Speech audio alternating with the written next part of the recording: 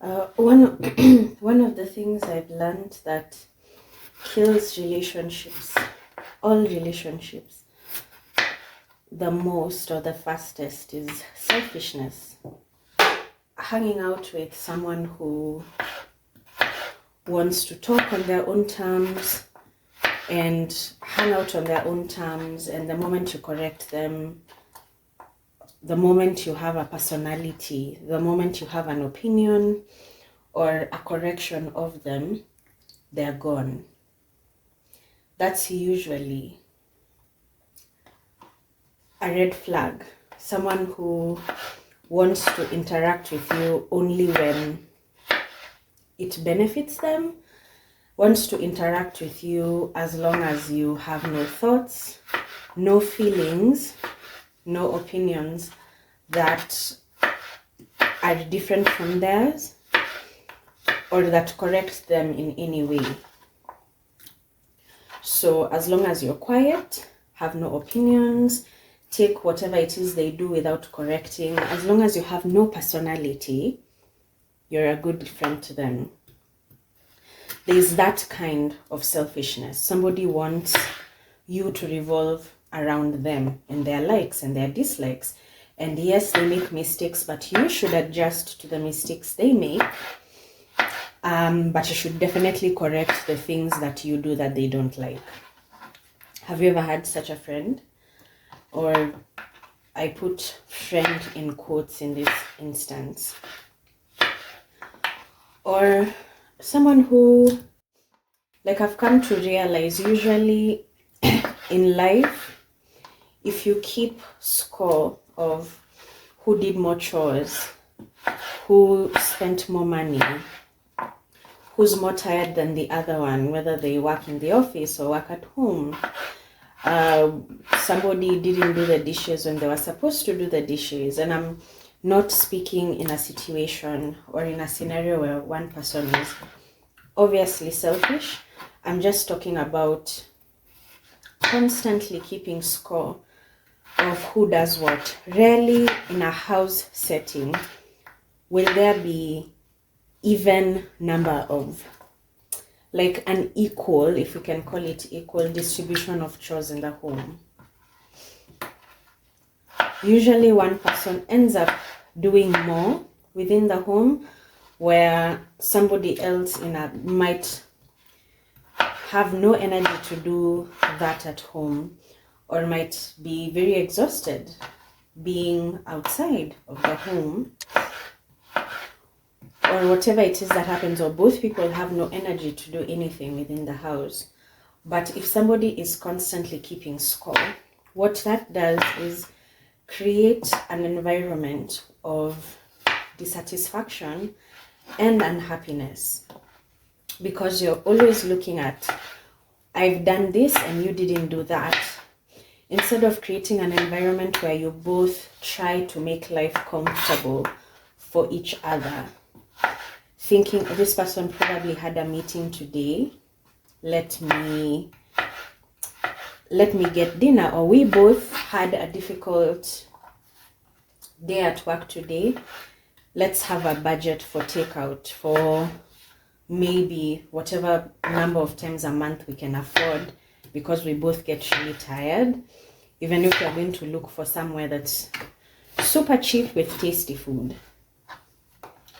But if you look at life from a lens of who did more, or it should always be equal. I did dishes 3 times today, you must do dishes 3 times before I do the dishes again, and I washed more dishes, or I do more chores around the house. Keeping score, instead of keeping score, which is what I guess the Bible would look at as selfish ambition or selfish interest, not keeping each other, the other person above you, and they do the same. So this isn't one person just constantly putting other people above themselves, but I look at how I can make life easier for this other person if they're having a difficult week. Of course, in a healthy way, without completely tiring myself out. And then they look at how they can make my life easier. So that can look like getting food on the way home, like, hey, I know I won't be able to do anything today, and I know this person probably also is tired, so why don't we have a conversation and see what we can get done. Let me go wash the potato that fell. 1 second.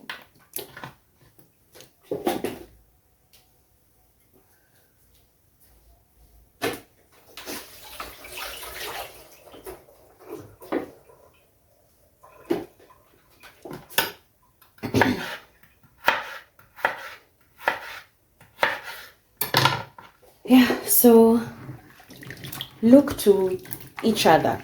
Look at how you can make life easier for the other person. But if you keep looking at who did what and keeping score, rarely will life with people, with those you share a home with, be equal. You look at life in a rounded lens. Let me pour this water out.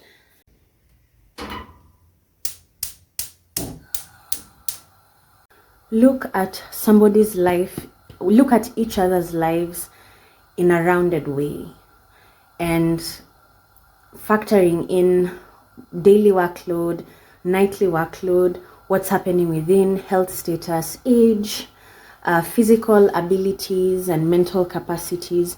Figure those things out together and work from that. How can you make life easiest for those around you? If you see someone struggling, or you know somebody is exceptionally busy or something, see how you can make life work for everyone, for each other, based on how your lives are at this time, and always be willing to adjust. So otherwise you'll just be really hard to live with, and the other person will also be really hard to live with if they are the selfish one. And try setting boundaries if you have a selfish person at home. Instead of entertaining tantrums, which can be pulled occasionally or frequently, learn to communicate. Like, when you are ready to communicate, I will be in the living room, or I will be in a different room, living life, minding my own business, doing stuff. When you're ready to communicate, you know where to find me. I'll be open to speak to you then.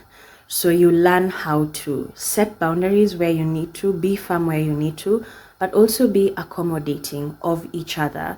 Life will almost, I can bet, rarely ever be 50-50 division of chores or workload.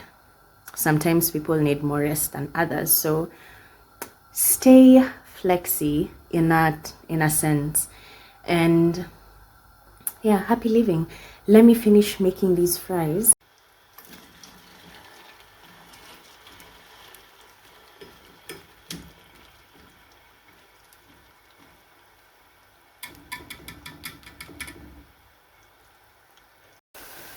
And please try to have empathy with one another when somebody voices a complaint and it's like, oh, I've done this and I thought you were gonna do this, and they're saying it in a weird tone or a not so nice tone. Try, most of the time when people are tired, they will see, actually people have a tendency to see what they have done and not what you have done. So instead of escalating and be like, oh, I also did ABCD, so we're both tired, try and see the point of frustration, like what's bothering them, and answer them gently. A gentle answer turns away wrath. That is a biblical principle that works most of the time. It's like, oh, what would you, I didn't know you, that's what you expected of me. What help do you need? I I've also had a pretty long day. We've both had pretty long days. How can we,